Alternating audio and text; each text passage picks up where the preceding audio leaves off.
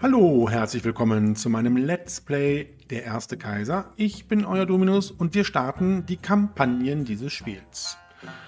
Dann gehen wir hier in den Einzelkampagnen-Modus und auf Weiter. So, und dann können wir hier die historische Kampagne starten. Ja, und da haben wir das Kampagnenmenü. Ja, und wir beginnen mit der Xia-Dynastie, die hier als Tutorial entsprechend konzipiert wurde. Beginnen Sie mit diesen einfachen Tutorial-Missionen hier Ihre Reise in das alte China. In dieser Zeit, während der prähistorischen Xia-Dynastie, lernte unser Volk dem Land durch seine Händearbeit Nahrung und Unterkunft abzutrotzen. Schlagen Sie jetzt den Weg der Xia ein, um später nicht zu straucheln. Hören Sie gut zu, unsere verehrten Vorfahren haben uns viel zu erzählen. Okay, dann legen wir mal los. Willkommen im alten China, der Heimat der ältesten ununterbrochen bestehenden Zivilisation der Welt. Sie werden nun mehr als 4000 Jahre in die Vergangenheit reisen. Denn damals geschah es, dass sich einige Familien an den Ufern des Wei-Flusses zusammenschlossen, ihre alten Nomadenbräuche aufgaben und eine kleine Siedlung errichteten. Als Dorfältester haben sie die Aufgabe, die Anlage dieser neuen Siedlung zu planen. Von ihnen wird verlangt, für das leibliche und spirituelle Wohl ihres Volkes zu sorgen. Ja, der Titel dieser ersten Mission in der Xia-Dynastie lautet Unterkunft und Nahrung. Ja, und wir sollen halt jetzt tatsächlich als Ziel 150 Personen in einem Haustyp einfaches Häuschen oder besser beherbergen. Gut, ja, und dann würde ich sagen, gehen wir mal zu unserer Stadt. Wir spielen im Schwierigkeitsgrad schwierig. Ja, das ist die Karte von unserer ersten Mission in der Xia-Dynastie. Wir haben hier entsprechend jetzt den Text, nämlich was wir alles machen sollen. Das werde ich jetzt hier nicht alles durchgehen, da verweise ich gerne auf das Tutorium für den ersten Kaiser, welches ich erstellt habe, habe ich in der Beschreibung auch entsprechend verlinkt. Also hier nochmal, wie wir Unterkünfte errichten können. Genau, Straßenanbindung und dann hier, wie wir einen Brunnen bauen. So, Pause mit der P-Taste, Feuerschutz mit dem Bau eines Inspektorenturms. Und da sehen wir auch nochmal mit dem Feng Shui. Grünes Geisterbild ist ein gutes Feng Shui, gelbes nicht so gut. Da wird es nochmal erklärt. Wir können die einzelnen Befehle hier nochmal sehen, Straßennetz, Sperren, die wir setzen, bauen. Also wie gesagt, alles das, was wir in unserem Tutorium wirklich zu Genüge erklärt und besprochen haben. Die Mühle, die hier entsprechend unsere Nahrungsmittel aufnimmt, wie gesagt, wird hier im Spiel als Mühle bezeichnet, was aber eigentlich ein Silo ist. Ja, und den Marktplatz, den wir bauen müssen, mit den Läden. Ja, und dann geht es dann auch weiter hier mit den Ahnen der Religion im alten China. Ja, und das werden wir jetzt mal machen. Natürlich gehen wir in den Pausenmodus, schauen uns die Karte einmal in Ruhe an. Also wir haben hier jetzt schon so einen Loop, der hier gebaut worden ist auf so einem kreisrunden Areal, beziehungsweise von einem kleinen Bach hier kreisrund entsprechend eingefasst. Dann geht es dann halt hier runter. Ja, das ist eine relativ kleine Karte. Für unser Tutorium brauchen wir da auch jetzt, glaube ich, nicht viel. Ja, hier haben wir Steinformationen, Wald und ja, hier haben wir Fasane, die wir bejagen können. Dieses hier sind immer die Zeichen, dass wir hier Rampen bauen können, wenn wir hier raufgehen wollen. Ja, und dann haben wir hier sehr viel terrassiertes Gelände. Okay. Ja, und hier unten haben wir einen Fluss, aber nur so ein kleines Stückchen im Süden des Landes. Ja, das ist also jetzt hier unsere Karte, wo wir da entsprechend beginnen. Wir haben im Baumenü nur bestimmte Bereiche freigeschaltet. Natürlich hier das Bevölkerungsministerium, denn die einzelnen Reiter werden immer als Ministerium bezeichnet, wo wir hier die einfachen Wohnungen bauen können. Wir haben die Landwirtschaft. Da haben wir nur hier bei Land und Meer das Jägerzelt. Und bei Handel können wir die Mühle bauen, einen einfachen Marktplatz und die Läden. Da natürlich nur den Nahrungsladen. Wir haben bei der Sicherheit hier den Brunnen oder den Ziehbrunnen und den Inspektorenturm. Und wir haben bei der Religion die Ahnenverehrung mit dem Ahnenschrein. Okay, gut. Ja, beginnen wir und platzieren mal ein paar Häuser. Das ist ja schon hier sehr schön gemacht.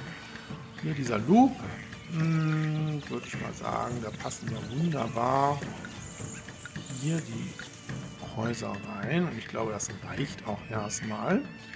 Wir platzieren hier auch schon direkt eine Sperre. Ja, und dann können wir den Pausenmodus auch schon mal aufheben. Ja, über diese Straße, die die Verbindung zum Kaiserreich darstellt, wandern unsere Bürger jetzt ein. Ja, und wir kriegen die Mitteilung, wir werden von den meisten Menschen gemocht. Das ist ja auch eine nette Aussage.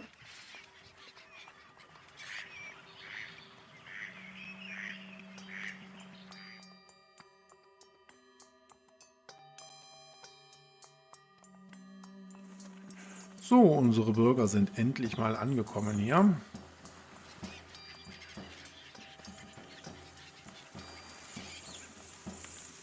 So, und dann beginnen wir auch direkt mit der Entwicklung. Wir bauen den Ziehbrunnen auf. Hier. Passt das auch gut hin. Hier Wasserversorgung. Wenn ihr den Grundwasserspiegel sehen wollt, müsst ihr hier das anklicken. Und dann sehen wir, dass der Brunnen auch in einem guten Grundwasserspiegel liegt. Ja, und dann entwickeln sich nämlich auch hier unsere Gebäude schon weiter. Wir brauchen aber natürlich auch den Inspektorenturm. Dann gucken wir mal, wo er ein gutes Feng Shui hat, nämlich hier.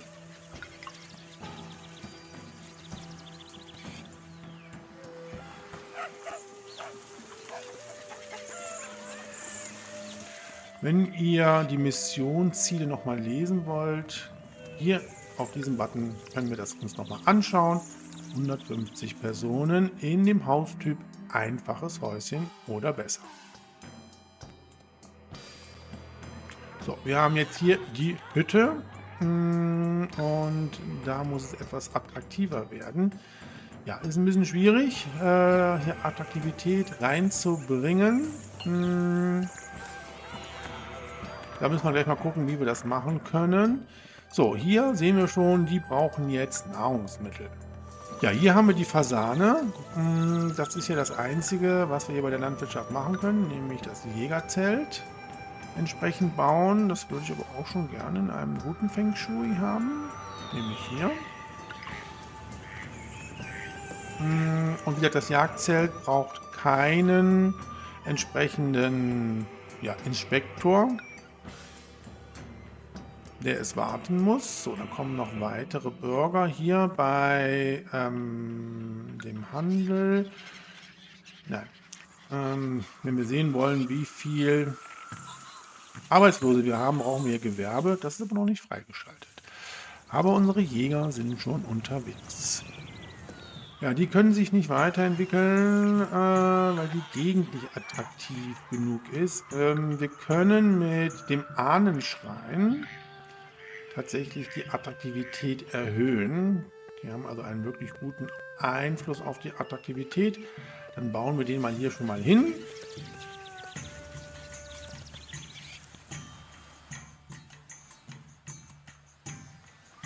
Ja, wir haben mittlerweile schon 100 Personen in unserer jungen Stadt. Ja, wir können nochmal hier ein paar Gebäude platzieren.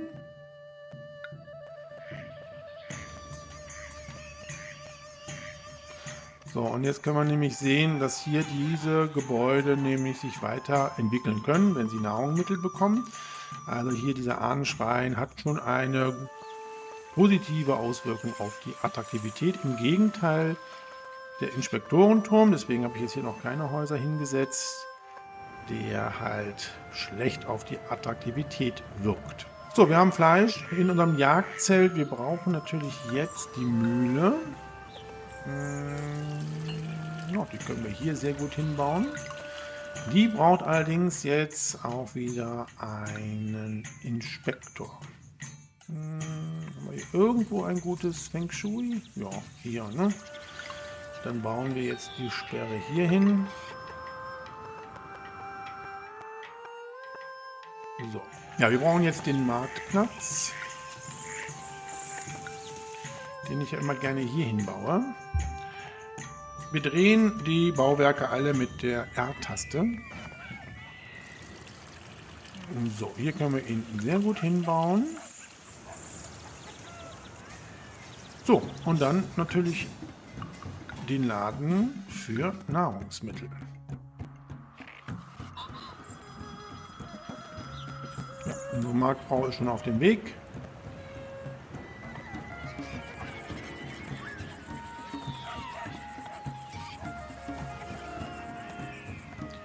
Und wenn wir jetzt hier den Marktplatz anklicken, können wir sehen, 300 Einheiten Nahrung sind ja, geholt worden. Und wie im Tutorial schon erwähnt, es gibt immer hier dann die Mitteilung, was es auf dem Markt zu essen gibt.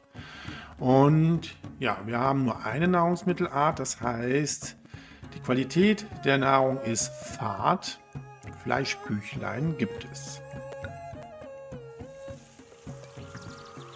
Es gibt eine Menge Unruhe in der Stadt. Okay, ja, wir haben noch keinen Wachturm, den wir bauen können. Von daher können wir nur hoffen, dass der irgendwann mal freigeschaltet wird oder dass sich das jetzt bessert, wenn es jetzt Nahrungsmittel gibt. Da ist der Marktkarren schon auf dem Weg. Oh, das war jetzt verkehrt, was ich hier gemacht habe. Diese Sperre muss natürlich weg. Das habe ich verkehrt gemacht. Die Sperre muss natürlich hier hin. Ja, hier kommt normalerweise immer das Tor von der Wohngebietsmauer, die aber noch nicht freigeschaltet ist. Da habe ich mich jetzt gerade vertan.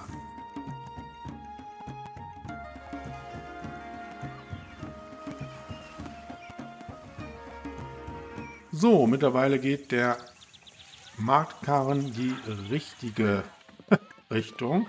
So, und hier haben wir jetzt das einfache Häuschen, was wir ja brauchen. Und wir brauchen 160 Einwohner. Wenn sich alle entwickeln, haben wir dieses Ziel auch schon entsprechend geschafft. Ja, das sieht sehr gut aus.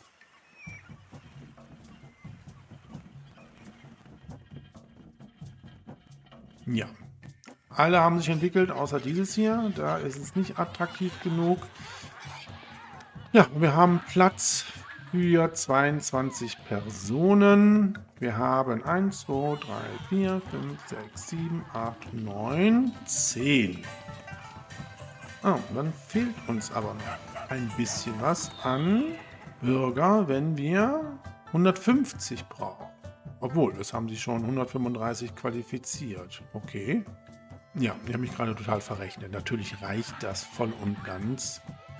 Ja, Kopfrechnen war auch nie so richtig meine Stärke gewesen, aber das ist jetzt erstmal egal. Wir schaffen das jetzt. Hier, da kommen die nächsten Bürger und damit erreichen wir auch das Bevölkerungsziel und ja. Gut gemacht. Sie haben erfolgreich ein kleines Dorf aufgebaut und seine Einwohner gut mit von Jägern herbeigeschafftem Fleisch ernährt. Man merkt sofort, dass sie schnell lernen. Klicken Sie den Button Weiter an, um mit der nächsten Mission fortzufahren, bei der Ihr Volk lernen wird, wie man dem fruchtbaren Land Sämlinge entlockt. Ja, wir können also jetzt hier die Missionen weiterspielen, ohne das Spiel zu unterbrechen. Das machen wir. Ja, und dann beginnen wir jetzt hier mit der zweiten Mission. Wir heißen Sie erneut willkommen im Dorf Banpo. Mehrere Generationen sind vergangen und das Dorf, das Ihr Volk am Weifluss gründete, ist prächtig gediehen. Heute brodelt die Ortschaft voller Aufregung. Nachrichten über eine nahrhafte neue Nahrungsquelle machen die Runde: Hirse. Als hochgeschätztem Dorfältesten obliegt es Ihnen, die Errichtung von Farmen zu planen, auf denen Hirse als Ergänzung des Speiseplanes angebaut werden kann. Außerdem können Hanffarmen aufgebaut werden. Die Fasern aus der Hanfpflanze finden vielfältige Verwendung, nicht zuletzt für haltbare Kleider. Ja, der Titel dieser Mission lautet Aufkeimen der Zivilisation. Unser Ziel ist, dass wir jetzt mittlerweile 250 Personen im Haustyp attraktives Häuschen oder besser erreichen sollen. Ja, und wir kriegen die Mitteilung, wir können die ersten Feldfrüchte anbauen, nämlich Hirse und auch Hanf. Gut, dann legen wir mal los. Ja, wir kriegen wieder ein Infofenster, wo wir jetzt alles entsprechend über Landwirtschaft erfahren. Nochmal, wie wir Straßen bauen und wie wir die Bauernhäuser anbauen, die Feldfrüchte anlegen. Ja, und dass wir noch weitere, ja, entsprechende Häuser platzieren sollen, Lagerhäuser und auch weitere Läden, wie wir unsere Mühle einstellen können und wie wir die Qualitätsstufe für Nahrungsmittel entsprechend erhöhen können. Ja, und dann haben wir auch hier die ersten Verschönerungen endlich, sodass wir hoffentlich bald 250 Menschen in einem attraktiven Häuschen beherbergen können. Ja, und ihr seht, wir haben im Gegensatz zu der ersten Mission jetzt ein neues Feld im Baumenü frei, nämlich die Ästhetik. Da haben wir dann jetzt hier Gärten, die wir anlegen können. Ansonsten haben wir jetzt bei der Landwirtschaft natürlich die Farmen, Bauernhaus und Hanffarm, und wir können Hirse und Hanffelder anlegen. Wir haben jetzt hier beim Handel natürlich das Lagerhaus und wir können den Hanfladen errichten. Hier hat sich nichts geändert und hier auch nicht bei der Religion. Gut, dann können wir den Pausenmodus aufheben und können jetzt entsprechend die Farmen bauen. Hier in der Niederung haben wir gute Möglichkeiten. Wir sollten natürlich gucken, dass das möglichst alles hier fruchtbares Land ist. Da kann man auch nochmal hier sich den Grundwasserspiegel angucken. Ihr seht, das ist hier jetzt gut. Also hier könnten wir eine Farm auf jeden Fall gut bauen. Dann fangen wir mal an und bauen jetzt hier eine Farm an, die Hirse anbaut. Lass uns ruhig ein bisschen weiter hier hochgehen. So. Und dann anbinden. So, und immer 3 Felder vom Bauernhaus entfernt ist so das Maximum, was wir machen können.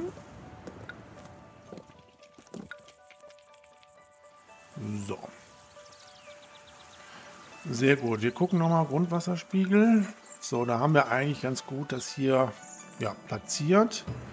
Man kann auch nochmal hier anklicken mit der rechten Maustaste. Das Land ist 65% fruchtbar und die Saison für Hirse beginnt im Juli. Ja, und interessant ist, dass Hirsefelder also gut im nördlichen Klima wachsen. Wir haben ja 3 Klimazonen: aride Klima, also eher trockene, die durchschnittlichen oder neutralen Klimazonen und die tropischen. So, und dann haben wir hier noch die Möglichkeit, die Hanffarm zu bauen. Hier. Dann schließen wir das auch an. Oh, hier ist Kartenende. Oh. Ja, wir brauchen Mitarbeiter. Das werden wir jetzt auch gleich ändern. Kriegen wir denn hier überhaupt... Doch, kriegen wir hin. Das Maximum an Feldern. Wie gesagt, die Hanffarm ist ein bisschen kleiner. Die ist 2×2 und das Bauernhaus ist 3×3. Gut, wir stellen die Mühle jetzt mal ein. Hier sieht man nämlich, Hirse soll nicht angenommen werden und Wild soll geholt werden. Das werden wir jetzt alles entsprechend so annehmen, dass es angenommen werden kann. Und zwar immer 16 Einheiten.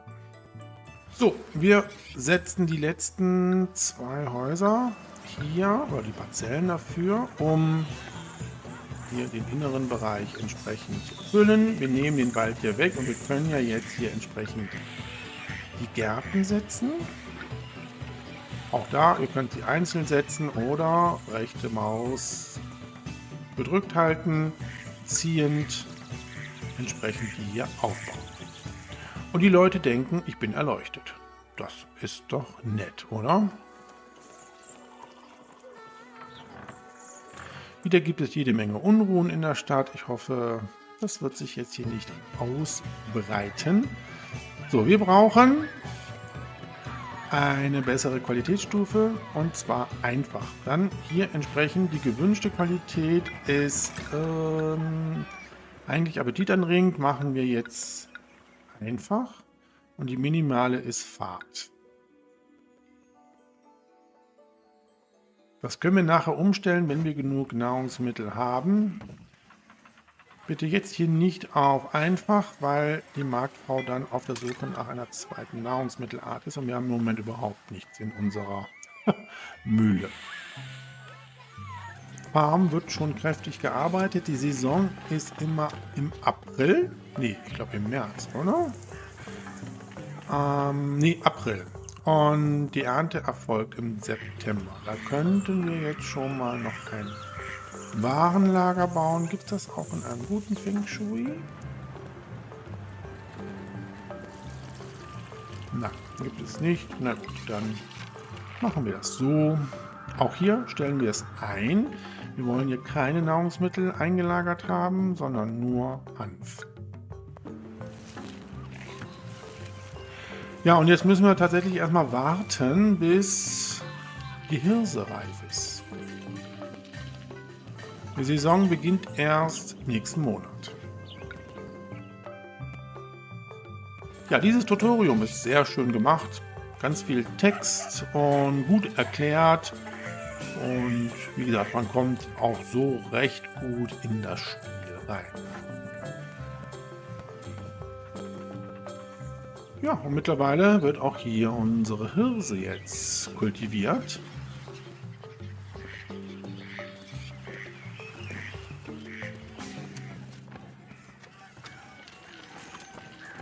Ja, und mittlerweile haben wir September und der Hanf wird geerntet und es brodelt ein wenig in der Stadt.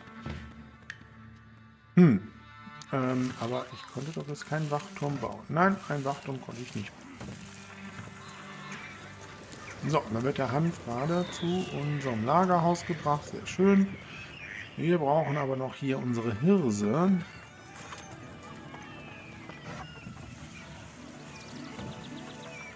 Ja, und mittlerweile haben wir November. Unsere Hirse wird geerntet.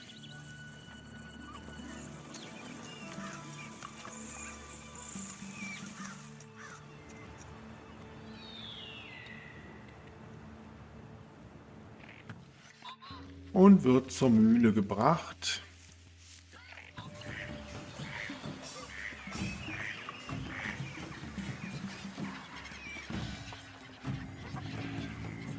Unsere Hirse ist endlich in der Mühle angekommen. Wir können jetzt hier auf dem Marktplatz tatsächlich auch die minimale Qualität auf einfach setzen. Jetzt müsste unsere Marktfrau eigentlich rauskommen und entsprechend noch Hirse kaufen.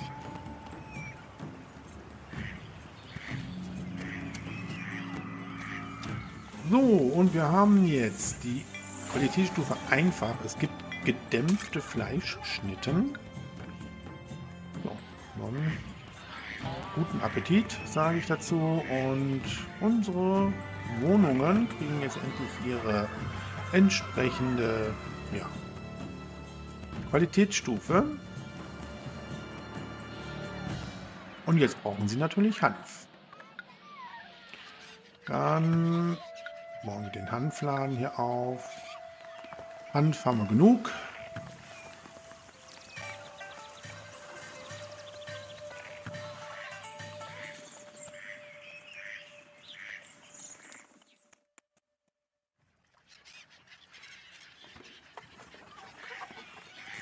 So, der Hanfhändler hat auch schon eingekauft. Und da sehen wir schon, wie sich unsere Wohngebäude weiterentwickeln. Wir haben jetzt das attraktive Häuschen und die brauchen Zugang zur Musik. Immer kurz gucken. 31 wohnen in diesem Häuschen. Ja, und wir haben genug Häuser. Das heißt, wenn die sich alle entsprechend entwickelt haben, haben wir diese Mission auch erfolgreich abgeschlossen. Herzlichen Glückwunsch! Unter Ihrer kundigen Anleitung haben die Bewohner Ihres Dorfes die neue Kunst des Ackerbaus gemeistert. Dank Ihnen wohnen Sie jetzt in wesentlich stabileren, attraktiveren Häuschen. Ja, auch das haben wir erfolgreich abgeschlossen. Ja, wir gehen direkt weiter zur nächsten Mission. Das Dorf Banpo am Weifluss wächst und gedeiht weiterhin prächtig. Allerdings drohen Krankheiten und die Dorfbewohner werden mangels Unterhaltung immer unruhiger. Zum Glück bieten den Dorfbewohnern jetzt weise Kräuterkundige ihre Mittel an und talentierte Musiker spielen einschmeichelnde Melodien. Im Brennofen kann Ton jetzt zu feuergehärteten Keramikwaren geformt werden. Das Endprodukt ist nicht nur schön, sondern wird auch sehr geschätzt, wenn es der Schöpfergöttin Nuwa als Opfergabe dargereicht wird. Der Titel dieser Mission ist Die guten Dinge des Lebens. Ja, unser Ziel ist 400 Personen im Haustyp geräumiges Haus oder besser und unsere Stadt soll mindestens 2 Monate einen Helden haben.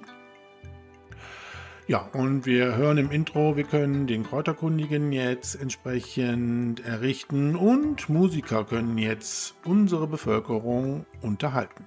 Ja, dann gucken wir mal. Auch hier gibt es wieder jede Menge Informationen über Unterhaltung. Kräuterkundige, das Neujahrsfest, was wir jetzt immer feiern können. Gut, Gesundheitsüberprüfung, ja, sehr gut. Die Spezialkarten. Und jetzt können wir auch tatsächlich den Wachturm bauen, um Unruhen vorzubeugen.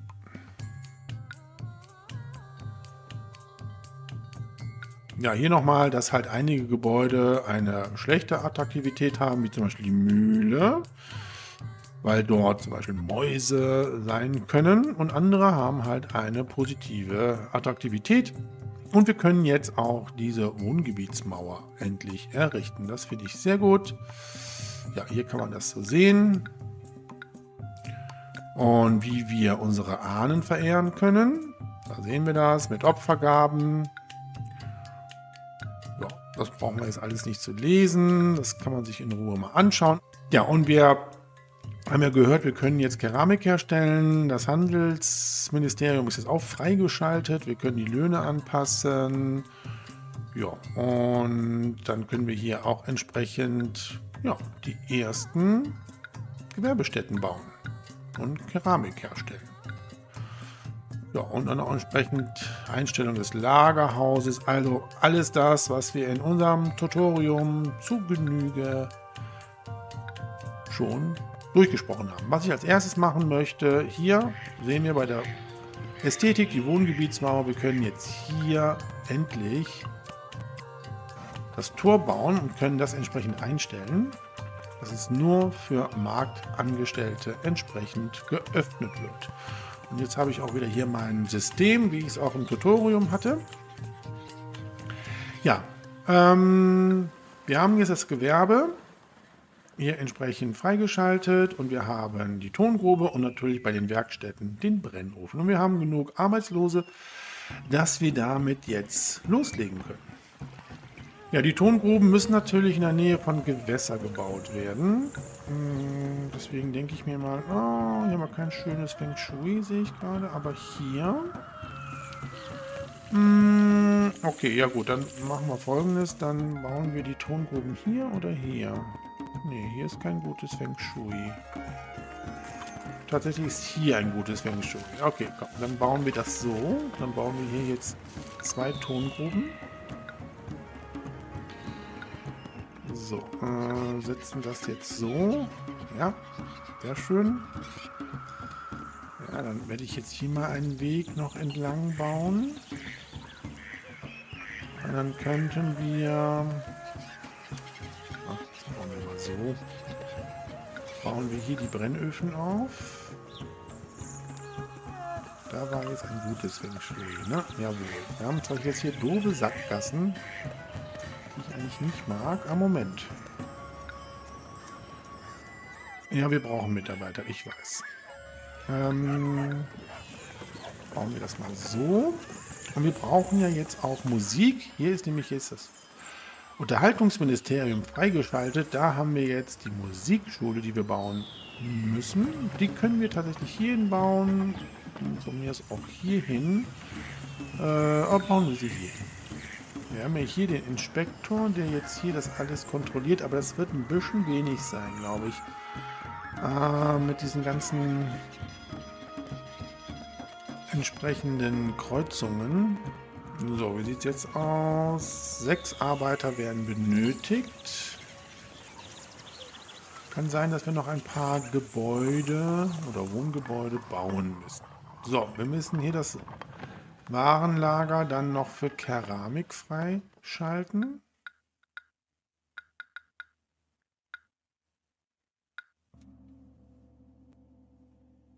Man könnte natürlich auch noch ein zweites bauen, aber ich würde jetzt erstmal warten. Wir brauchen ja noch ein paar neue Bürger. Das wird sich aber jetzt ändern. Hier, die brauchen ja Musik.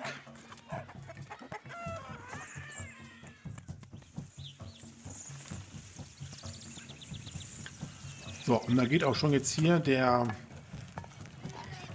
Verkünder sozusagen, dass es jetzt Musik gibt. Ja, und die brauchen natürlich jetzt, nachdem die Musik haben, einen Kräuterkundigen. Wir haben hier bei der Sicherheit jetzt den Kräuterstand, den wir bauen können. So, den bauen wir hier hin und wir haben den Wachturm. Den Wachturm bauen wir hier hin. So, und dann sollten sich jetzt hier unsere Wohngebäude weiterentwickeln. Jawohl, da sehen wir es. Jetzt mit dem Kräuterkunden haben wir jetzt das geräumige Haus und die brauchen eine höhere Attraktivität. Ja, wir können hier auch nochmal Gärten bauen.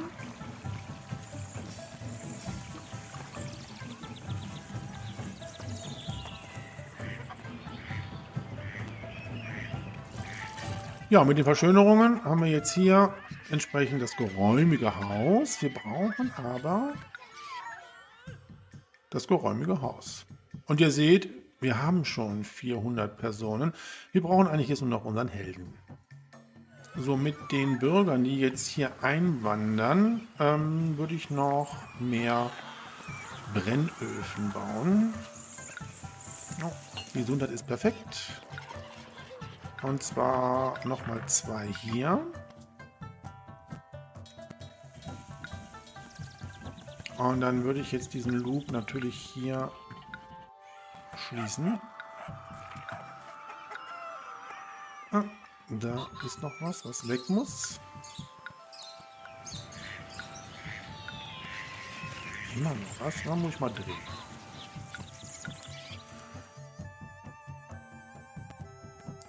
So, dann bauen wir das so. Ich möchte noch einen Inspektorenturm hier hinbauen. Hat er noch irgendwo ein gutes Feng Shui? Nein, hat er nicht.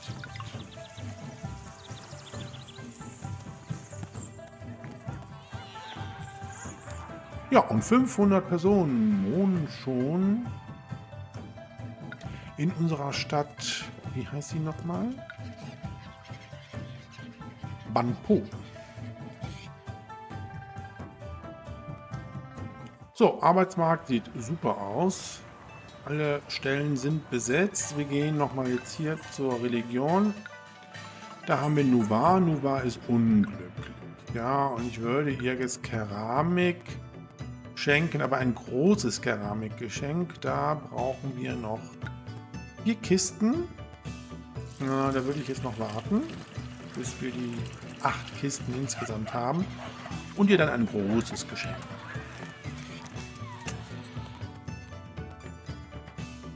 Ja, mittlerweile müssten wir, glaube ich, 800 Einheiten Keramik haben. Jawohl, haben wir.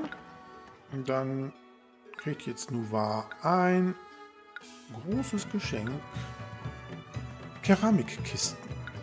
Damit ist sie zufrieden. Ja, und dann müssen wir jetzt nochmal warten und ihr nochmal ein großes Geschenk Keramik machen. Und dann sollte sie eigentlich so weit zufrieden sein, dass sie unsere Stadt besuchen wird. So, in der Zwischenzeit können wir nochmal hier bei der Sicherheit der Wasserversorgung gucken, medizinische Versorgung.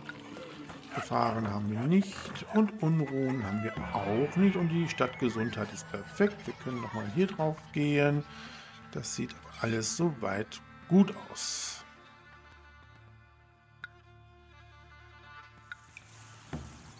Auf unseren Farmen wird im Moment nicht gearbeitet. Es ist Januar, keine Vegetationszeit für Hirse und für Hanf.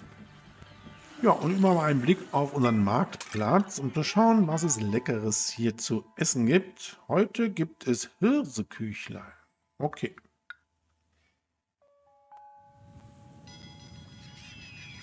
Ja, und ein neues Jahr. Wir können dieses Neujahr feiern oder nicht. Wenn wir es feiern, brauchen wir Geld und Nahrungsmittel.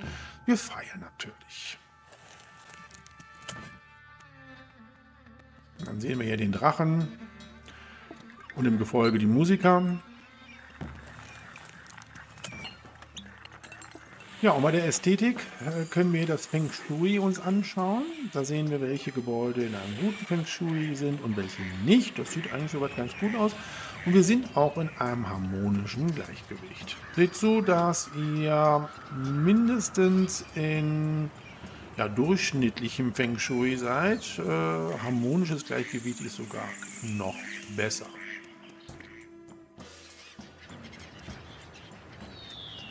So, mittlerweile haben wir auch schon wieder 800 Einheiten Keramik im Warenlager. So, Nuva, du kriegst schon wieder ein großes Geschenk, nämlich 8 Kisten Keramik. Damit ist sie begeistert und ja, in diesem Zustand wird sie unsere Stadt beehren, da steht da schon. Ihre Stadt ist nun der Anwesenheit eines Ahnenhelden würdig. Ja, Nuva trifft ein, wunderbar. Wir können jetzt zu dem Ereignis gehen. Da ist das Fähnchen. Das können wir dann mit der linken Maus anklicken. Nuva kann eigentlich im Moment nichts machen. Wie gesagt, sie kann Tiere einfangen, aber dafür brauchen wir einen Palast. Also patrouilliert sie jetzt in Ruhe hier in unserer Stadt. Ja, und 2 Monate sollte sie durch unsere Stadt streifen. Dann haben wir diese Mission auch erfolgreich abgeschlossen. Ja, und wenn Nuva so durch die Stadt streift, kann sie tatsächlich die Dienstleistung einer Wahrsagerin, eines Inspektors oder eines Musikers übernehmen. Gut gemacht. Die Ankunft von Kräuterkundigen und Musikern hat den Lebensstil ihrer Dorfbewohner deutlich verbessert. Ihre geräumigen neuen Wohngebäude stellen eine große Verbesserung dar und werden hoch geschätzt. Nun gut, 2 Monate sind schnell vergangen. Ich wollte eigentlich noch sagen, dass Nuva Tongruben, Fischerkais und Jagdzelte segnen könnte, wenn wir noch etwas Zeit gehabt hätten. Gut, auch diese Mission haben wir erfolgreich abgeschlossen. Ja, und wir starten weiter durch mit unserem Tutorium für der erste Kaiser in den Kampagnen mit unserer Stadt Banpo. Es ist uns eine große Freude, Sie erneut bei uns begrüßen zu dürfen, ehrenwerter Dorfältester. Ihre Weisheit und Ihre lenkende Hand haben dem Dorf Banpo gute Dienste erwiesen. Bislang haben Sie die Häuser und andere Gemeindeeinrichtungen erbaut, die Bevölkerung mit Wild und Hirse ernährt, ein blühendes Keramikgewerbe aufgebaut und durch großzügige Opfergaben die Aufmerksamkeit der ehrwürdigen Schöpfergöttin Nuva erregt. Jetzt kann zur Ergänzung der Nahrung auch Weizen, ein weiteres nahrhaftes Getreide, angebaut werden. Noch wichtiger jedoch sind die Verlockungen der Welt außerhalb ihrer Stadtmauern. Entdecker haben sich bereits von Banpo aus in der Hoffnung aufgemacht, andere Städte zu entdecken. Als Oberhaupt werden sie schon bald lernen, wie sie mit anderen Städten Chinas in Verbindung treten können. Ja, diese Mission trägt den Titel Handel und Gewerbe und damit werden wir uns auch beschäftigen. Die Ziele sind 500 Personen in einem Haustyp elegantes Haus oder besser. Wir brauchen einen Handelspartner und wir sollen in einem Jahr 4 Jade-Schnitzereien produzieren. Ja, und wir können jetzt auch Weizen anbauen, ja, und mit dem Handel beginnen. Sehr schön. Ja, zum Handel und auch zum Anbau des Weizens werde ich jetzt nicht viel sagen. Ja, wir können hier entsprechend ja, überschüssige Nahrungsmittel entsprechend verkaufen. Ja, wir können den Keramikhändler aufbauen. Ja, hier ist alles entsprechend auch über den Handel, wie wir mit Handelspartnern umgehen. Wir können Geschenke machen. Das ist alles wirklich ausführlich in meinem Tutorium aufgeführt. Wir gehen nochmal in den Pausenmodus, schauen nochmal ganz kurz in die Bauoptionen. Also hier bei der Landwirtschaft können wir jetzt auch Weizen anbauen. Bei Gewerbe haben wir jetzt hier die Jade-Schnitzerei. Ansonsten hat sich hier nicht viel getan. Gucken wir nochmal ganz kurz auf die Kaiserreichskarte. Da ist aber noch keine Stadt, mit der wir entsprechend Handel treiben können. Das ist schade. Aber wir können jetzt Weizen anbauen, weil das brauchen ja hier unsere Bürger. Wir möchten jetzt appetitanregende Nahrung haben. Wir haben allerdings keine Bürger in unserer Stadt. Ich baue nochmal hier 2 Parzellen aus. Ja, so richtig Platz haben wir aber nicht mehr für ein Weizenfeld hier, sehe ich gerade. Auf jeden Fall, hier ist es recht unfruchtbar. Aber hier geht es noch. Dann setzen wir das Bauernhaus hier hin. So. Ja, das müsste passen. Verbinden diese. Ja, das passt. Ja, das wissen wir. Also hier sind 3. Ja, das passt. Ja, hier ist nicht ganz so fruchtbar, aber egal. So, dann haben wir jetzt hier unsere Weizenfarmen. Und die Weizenernte erfolgt im Juli. Der Anbau beginnt, glaube ich, im März natürlich. Da sind sie nämlich schon dran. Unsere Mühle muss natürlich entsprechend eingestellt werden. Weizen. Jetzt müssen wir das hier ein bisschen verkleinern. Die Anzahl, die eingelagert werden kann. Nee, das machen wir so.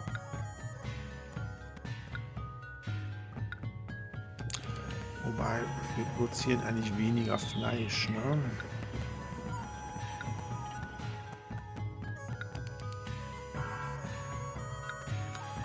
Gut, also Hirse haben wir schon mehr als genug. Da wurde ja schon im Intro gesagt, dass wir das auch ganz gut verkaufen können. Aber dafür brauchen wir erstmal einen Handelspartner. So, das heißt, wir müssen jetzt erstmal warten, bis Weizen in unserer Mühle ist. Wir können aber hier schon mal entsprechend die gewünschte Qualität auf appetitanregend einstellen. Und es gibt rot gekochtes Fleisch. So, und hier sehen wir jetzt, die Gebäude müssen natürlich entsprechend noch hier Verschönerungen haben. Da können wir jetzt hier Gärten bauen. Und dann baue ich immer gerne nach diesen Gärten hier diese rote, oder generell die Wohngebietsmauer. Dann würde ich jetzt hier auch nochmal so viel Platz lassen. Wenn ihr das jetzt so baut wie hier, denkt bitte daran, dass hier natürlich der Marktplatz auch von einem Inspektor entsprechend gewartet werden muss. Ihr könnt das natürlich auch so bauen. Und dann kann man das hier wieder wegnehmen. Weil der Inspektor hat halt 2 Felder, die er jeweils von der Straße aus kontrolliert. Und dann ist das so hier entsprechend besser. Dann kann der Marktplatz auch kontrolliert werden. So, und dann können wir das hier so entsprechend schließen. Und dann bauen wir das so hier rum.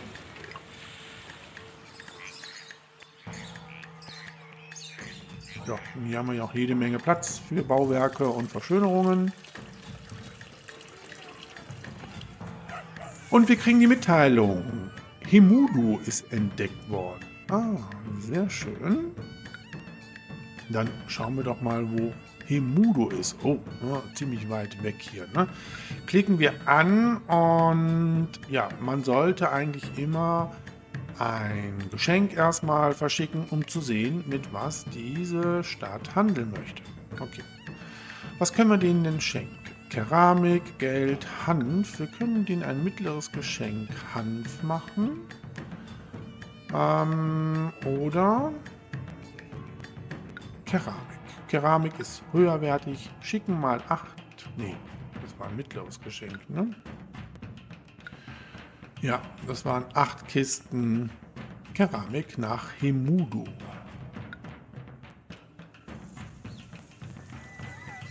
Ja, da sehen wir unseren Abgesandten in seiner Sänfte auf dem Weg zu dieser Stadt. Mittlerweile ist Juli, unser Weizen wird geerntet. Ja, und ihr seht, so toll ist die Fruchtbarkeit hier nicht. Wenn wir nochmal hier auf Grundwasserspiegel gehen, sehen wir, dass hier nicht so gut ist. Da steht auch schon schlechtes Anbauland. Hier geht es gut, hier ist ideal. Also, ja, dieser Bereich wird hier nicht so gut bewirtschaftet werden. Aber ich glaube mal, für unsere Bevölkerung reicht es jetzt erstmal. Ja, und Hemudu ist dankbar für die Keramik. Ihr könnt im Text immer sehen, ob sie diese Ware tatsächlich brauchen oder nicht. Und hier steht ja, man dankt für das Geschenk, nämlich die Keramikkisten, die die Stadt dringend benötigt. Also das heißt, Hemudu handelt definitiv mit dieser Ware. Jetzt können wir auch gucken. Also, Hemudu braucht Seide und Keramik, produziert Reis und Jade. Und man ist respektvoll. Das ist doch schon mal nett. Wir möchten gerne den Handel mit dieser Stadt beginnen. Huch.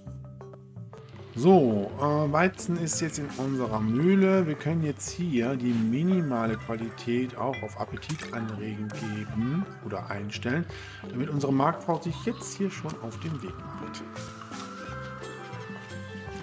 Aber immer erst einstellen, wenn tatsächlich die Anzahl an verschiedenen Nahrungsmitteln in der Mühle sind, sonst holt unsere Marktfrau nämlich überhaupt keine Nahrungsmittel. So, jetzt bin ich mal gespannt, was es jetzt Gutes zu essen gibt. Okay, es gibt Moshu-Fleisch.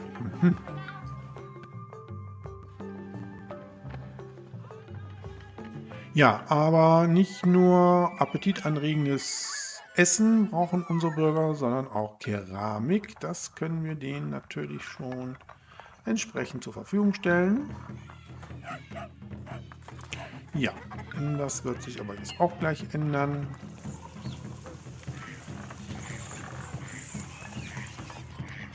Da ist schon der Keramikhändler. Hat es ja nicht weit, hier Keramik einzukaufen. Ja, und da seht ihr es schon.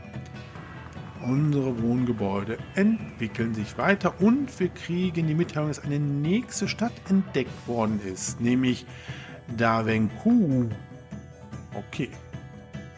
Also, ich gebe keine Gewähr, dass ich diese Namen alle richtig ausspreche und der Handel mit Hemudu kann eröffnet werden. Das ist sehr schön.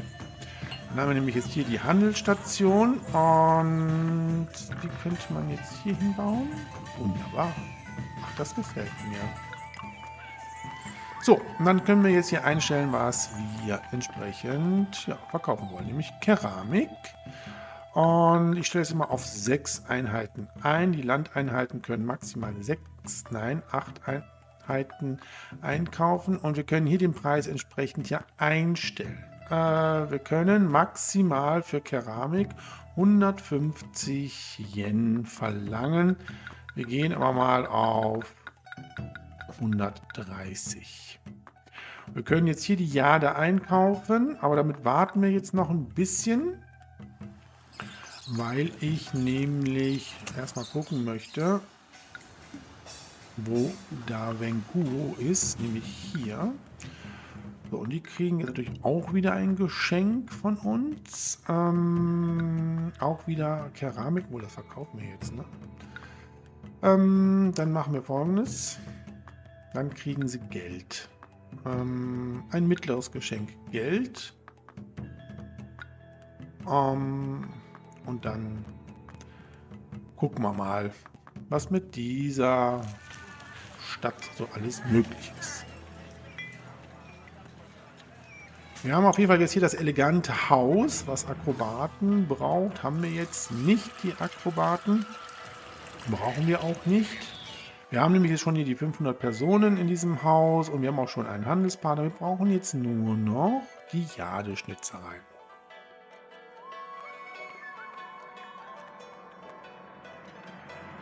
Ja, hier unser Handelspartner aus Himudu hat jetzt schon die Keramik gekauft. Und ja, wir füllen jetzt gerade wieder neu auf. Oh Gott, die wird richtig gut verkauft. Keramik, hier müssen wir ein bisschen aufpassen, dass wir uns nicht leer kaufen und wir für unsere Stadt nichts mehr haben. Das müssen wir noch ein bisschen beobachten, ansonsten müssen wir mal hier das entsprechend einstellen. Oh, hohe Arbeitslosigkeit ist ein Problem. Ja, jetzt wo wir die Keramik verkaufen, können wir natürlich jetzt die Jade einkaufen. Kaufen wir ein. Oh, ihr seht, die ist ganz schön teuer, die Jade jetzt hier. Gut, dann machen wir auch mal 6 Einheiten. Ja, und ihr seht, also unsere Importkosten werden mehr sein als unsere Exportkosten. Deswegen werde ich das mal hier auf 140 einstellen. Und dann bauen wir jetzt nicht hier, sondern hier die Jade Schnitzwerkstätten. Wo können die denn jetzt hin? Dass sie ein gutes Feng Shui haben. Also hier oben haben sie auf jeden Fall kein gutes Feng Shui. So, man könnte sie natürlich auch hier hinbauen, ne? Dann würde ich die Sperre versetzen.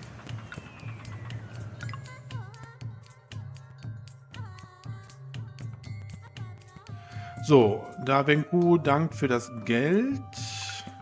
Und wir können wieder ein Neujahrsfest feiern.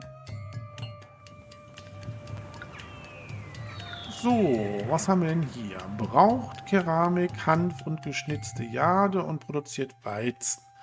Oh, die sind jetzt gleichgültig. Da könnten wir noch Keramik verkaufen. Wir könnten allerdings auch Hanf verkaufen. Und vor allem können wir geschnitzte Jade verkaufen. Okay, wir werden mal hier den Handel beginnen. Oder auf jeden Fall mal anfragen. Ja, und wir können dann auch etwas Hirse verkaufen. Ja, wir haben aber genug Arbeitslose. Wir bauen unsere Keramikproduktion weiter aus.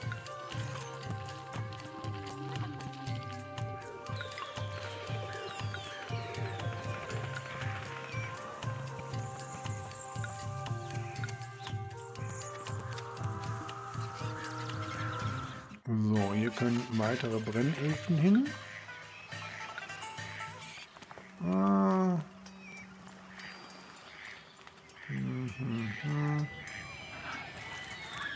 Das ist kein gutes Feng Shui hier, ne? Nee.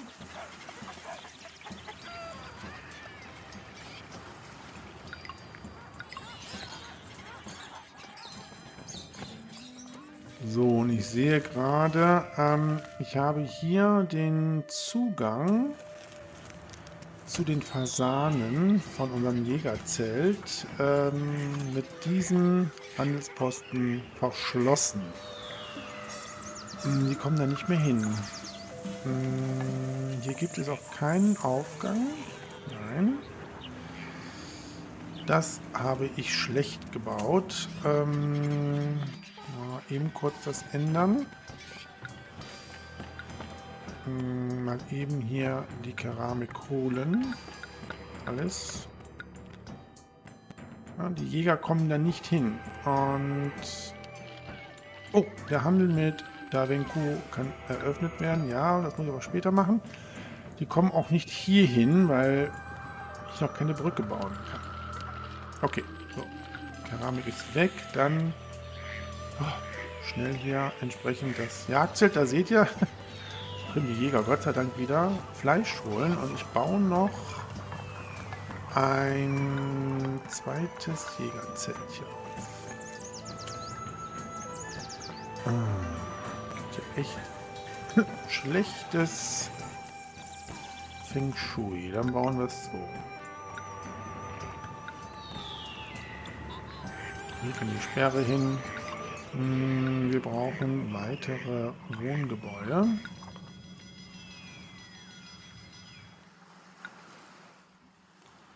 Und Verschönerungen. Ja, dann bauen wir die Handelsposten hier auf.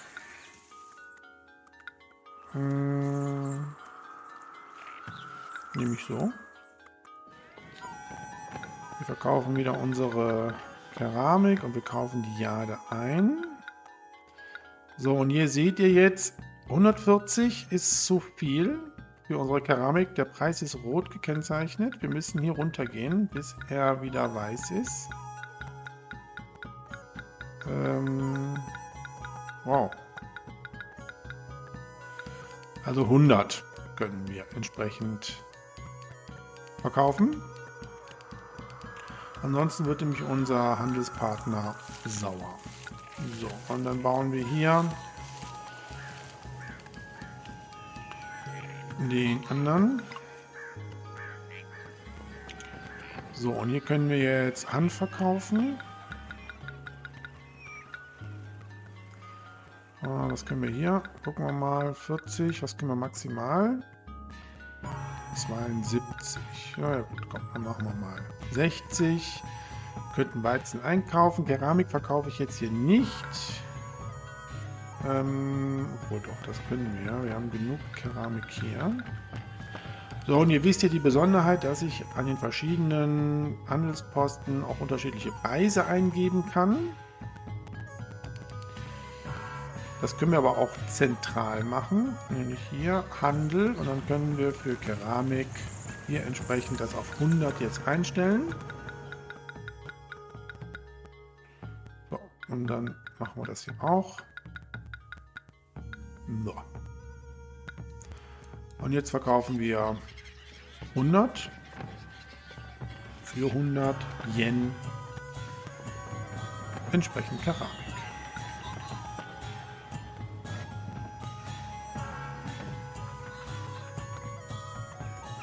Ja, und achtet bitte darauf, hier, die brauchen natürlich auch den Inspektorenturm und baut genug Sperren.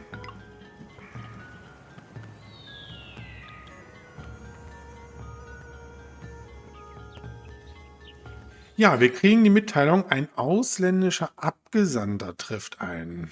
Bitte verzeihen Sie die Störung, Dominus. Ein Abgesandter aus Himudo bittet um Erlaubnis, Ihre Stadt betreten zu dürfen. Seine Absichten sind entweder friedlich oder stellen eine Bedrohung Ihrer Heimat dar. Also, wir haben 3 Möglichkeiten. Wir können das erlauben, wir können ihn exekutieren und wir können auch das verweigern. Gut, exekutieren wäre jetzt tatsächlich die Möglichkeit, um die Beziehung zu dieser Stadt total in den Keller zu bringen. Wir erlauben das natürlich. So, und wir kriegen die Mitteilung, dass Himudo uns Jade schenken möchte. Allerdings haben wir noch kein Warenlager dafür entsprechend freigeschaltet. Das sollten wir jetzt ändern. Und ihr solltet das relativ schnell machen, weil so oft kann man nicht das nochmal entsprechend, ja, annehmen, das Geschenk. Also, ich glaube, 3-mal geht's. Und dann, wenn es immer noch keinen Platz in einem Warenlager gibt, dann geht er unvorrichtete Dinge wieder zurück. So, wir nehmen hier 6 Jade an und die geschnittene Jade kann komplett hier angenommen werden.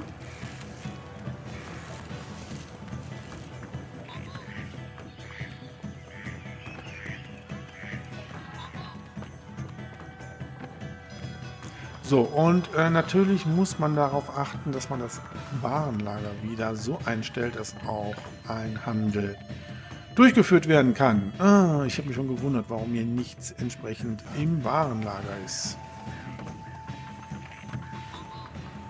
So, jetzt können wir die Rohjade annehmen. Jetzt haben wir hier entsprechend das im Warenlager und es wird auch direkt zu unserer Jade-Schnitzwerkstatt gebracht. Da sind sie jetzt dran. So, hier entwickelt sie sich auch weiter. Das sieht gut aus. Wir brauchen 18 Arbeiter. Ich hoffe aber, dass sich das jetzt hier gleich entsprechend verbessert. Ja, und wenn ihr natürlich jetzt die Produkte verkauft, die wir auch für unsere Stadt brauchen, immer darauf achten, ob unsere Händler hier noch genug Waren haben und dann entsprechend ja eingreifen, wenn wir die Ware brauchen und den Verkauf dann erstmal stoppen.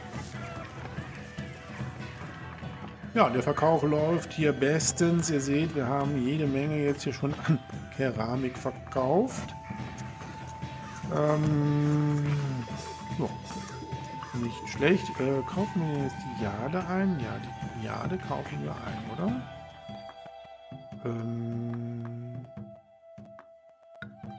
Oder?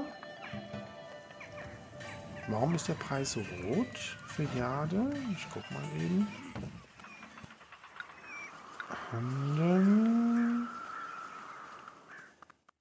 Wo ist denn jetzt die Jade? Da. Ja. Entsprechend einkaufen. Genau. Irgendwie kriegen wir keine Jade. Obwohl, wir können auch keine Jade einkaufen. Hier können wir Jade einkaufen. Komisch.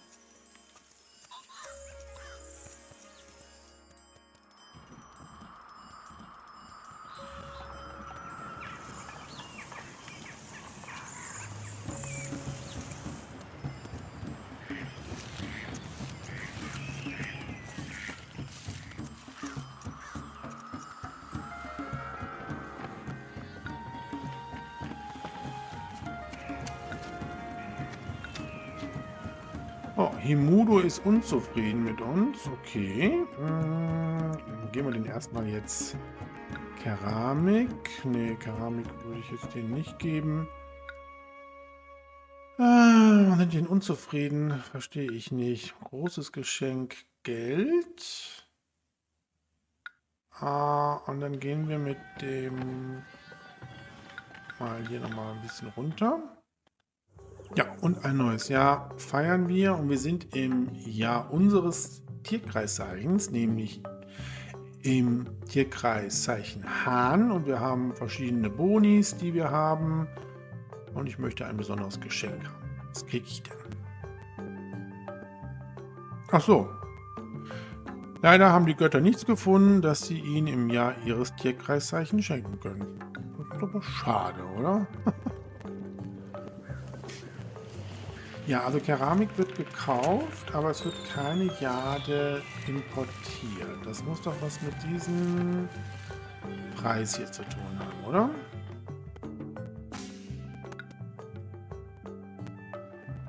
So, auch Da Wenku ist unzufrieden mit uns. Okay. Das ist doof. Das hängt mit den Preisen zusammen. Okay, wir werden mal die Preise für Keramik tatsächlich auf 90 stellen.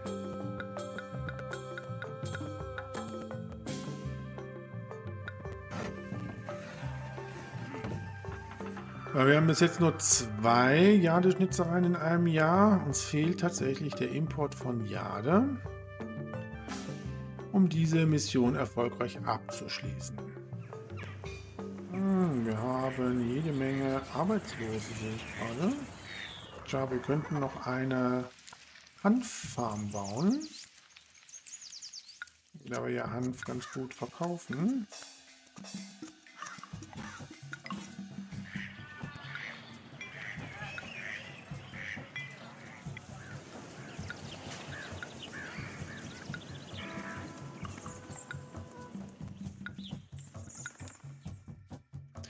So, Hemudo, Dank für das Geld. Ich hoffe, es bringt was.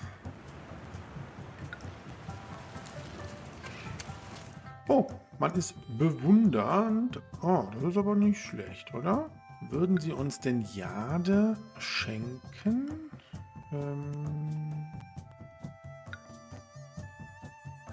Gucken wir mal. Also, wenn Sie schon nicht das verkaufen, vielleicht schenken Sie uns das. Ja, interessant. Ihr seht das hier. Import ist zwar Jade eingestellt, aber ich kann es nicht kaufen. Das kann nur was mit diesem Preis hier zusammenhängen, dass der rot ist, aber ich kann ihn ja nicht ändern. Das finde ich echt sonderbar, aber nun ja gut. Ja, und Weizen haben wir jetzt wieder nicht hier, aber der wird jetzt gleich geerntet. Okay. Haben wir ja noch genug hier? Ja, das sollte eigentlich gut sein. Es gibt süß-saures Fleisch.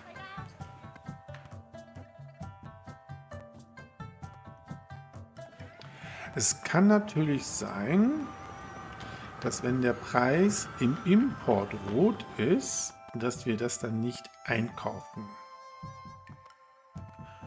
Wäre jetzt so mal meine Vermutung. Und deswegen müssen wir Jade vielleicht fordern. Können wir mal einen kleinen Test machen. Wir kaufen mal... wir können... Hier sehen wir auch, der Preis für Weizen ist rot.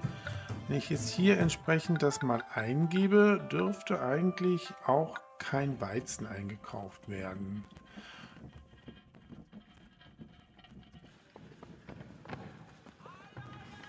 Nein, wird auch nicht gemacht. Okay, gut. Dann hat sich das jetzt geklärt. Also wenn die Importkosten rot sind, wird auch nichts importiert, weil uns das dann zu teuer ist.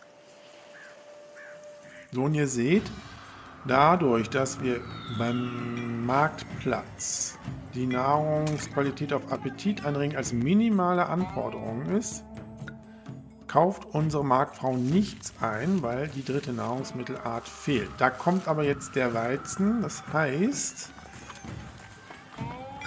ich hoffe, unsere Wohnungen haben noch genug. Ja, okay.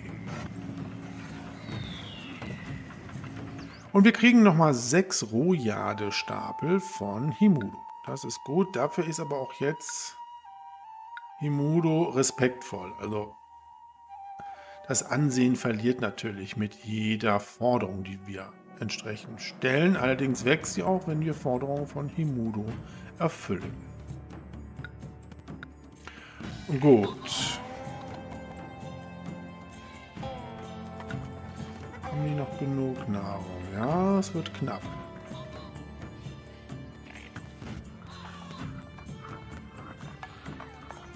So, der Weizen ist jetzt endlich in der Mühle. Unsere Marktfrau darf jetzt Nahrungsmittel holen. Da ist sie. Bitte schnell.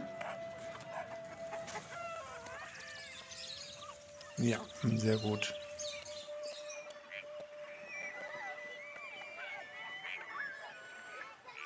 So, mit dem Geschenk der Rohjade haben jetzt hier unsere Schnitzereien auch genug Rohstoff. Und ich glaube, wenn das Jahr zu Ende ist, haben wir auch hier die Bestmarke von 4 Jade-Schnitzereien erreicht und können dann dieses Tutorium erfolgreich abschließen, beziehungsweise die Mission.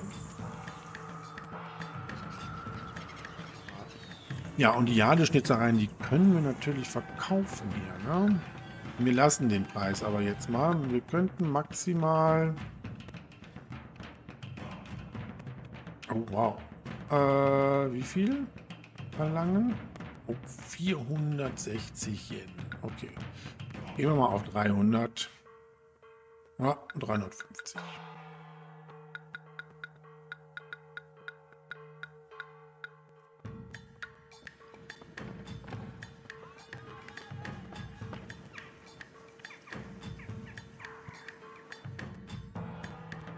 Ja, mal gucken, wenn das Jahr vorbei ist, ob wir die Mission dann geschafft haben. Der Preis ist so hoch, sehen wir hier. Wird nicht gekauft, wenn das so teuer ist. Für den Preis können wir es verkaufen. Gehen wir mal auf 300.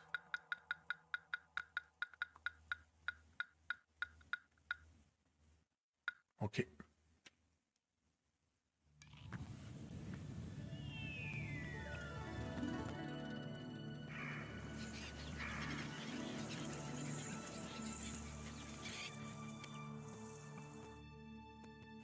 So, es ist Januar. Sieht so aus, ob wir es nicht geschafft haben. Ne, die Bestmarke ist immer noch 2. Mhm.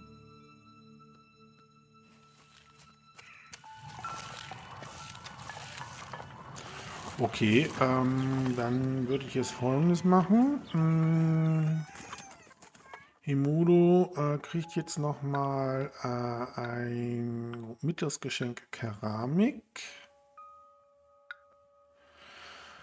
Und dann werden wir nochmal Jade oder Rohjade entsprechend fordern, weil wir können es ja immer noch nicht einkaufen, ne? Nein, das ist Weizen. Nein, können wir nicht. Ausgezeichnete Arbeit. Es ist leicht ersichtlich, dass der Handel mit anderen Städten beiden Seiten zum Vorteil gereicht. Sie haben jetzt die Grundlagen für den Bau einer aufblühenden Stadt, für die Ernährung ihrer Bewohner, den Aufbau von Gewerbe und das Eingehen einer Handelsbeziehung mit einer Nachbarstadt gelernt.